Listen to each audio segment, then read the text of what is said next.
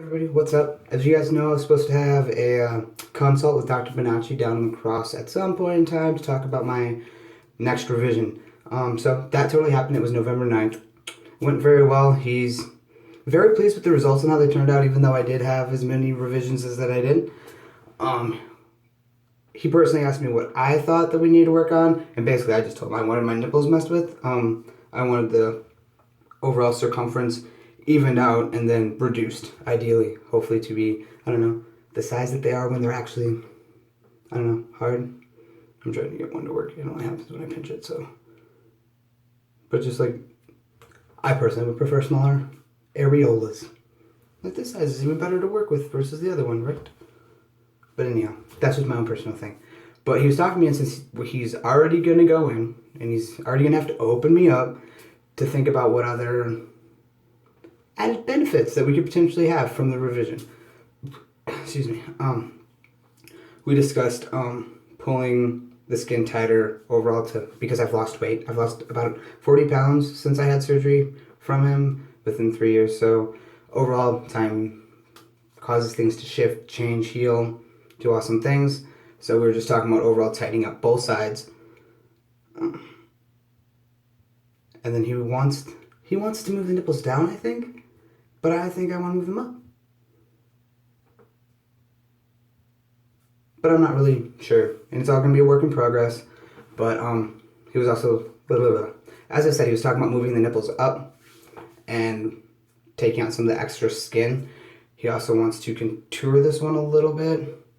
Not too much, just to even it out, to make sure it's not so wonky. But that was, for the most part, what he was talking about, doing the work here.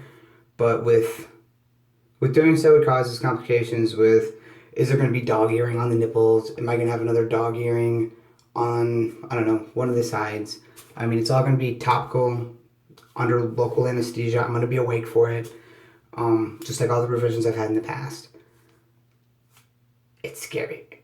But it's also free, because you can do it all in the lab and you can work it there. So thankfully I don't have to go under anesthesia, because if you have sleep apnea, that could be bad for you, which we discovered when I was under surgery. But I'm really not negatively satisfied. I'm not unsatisfied with my results from my top surgery from Dr. Benacci.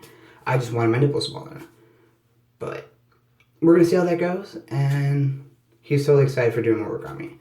The other thing that he mentioned is that he could also do a skin graft nipple thing. I haven't done much research in it because that was never really a possibility for me when I first did research, so it wasn't a thing to look into.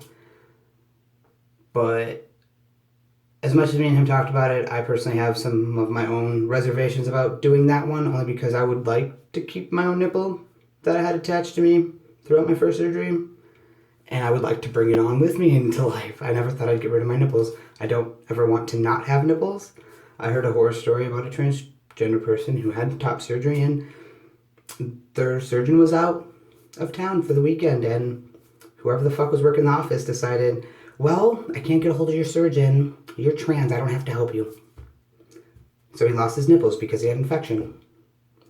No. I would like to keep my nipples, and since they're attached and not horrible, I don't see an issue with having to fuck with that.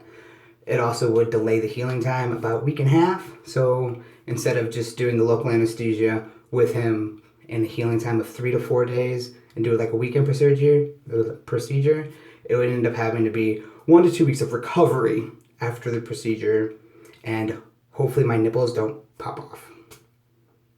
There's too many risks associated with that, in my opinion. But me and Dr. Benacci will talk about it again, and I have to call Debbie and set up a time with Debbie. But we're thinking potential timeline is going to be between February and March.